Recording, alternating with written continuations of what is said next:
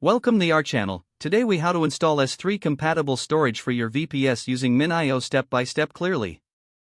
First, ensure your VPS is running on a compatible operating system, such as Ubuntu or CentOS. Connect to your VPS using SSH.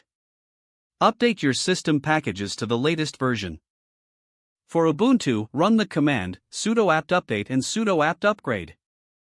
For CentOS, use sudo yum update. Next, install Docker if it isn't already installed.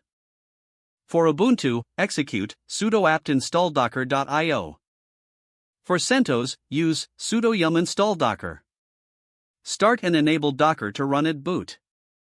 Use the command sudo systemctl start docker. Then run sudo systemctl enable docker.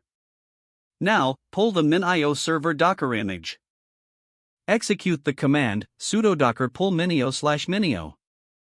Create a directory on your VPS for storing MinIO data. Run mdir/MinIO data. Next, run the MinIO server using Docker. Use the command sudo docker run dp9000:9000 name MinIO server v/MinIO data/data MinIO/MinIO server/data.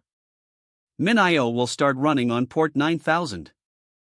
Open your web browser and navigate to your VPS IP address followed by port 9000. For example, http:// your VPS IP 9000. You should see the MinIO login screen.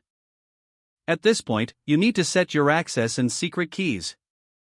You can do this by updating the docker run command, including your keys as environment variables.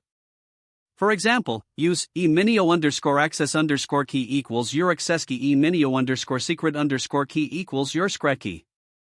After configuring the keys, restart the MinIO Docker container for changes to take effect. Stop the container with sudo docker stop MinIO server. Then remove it using sudo docker rm MinIO server.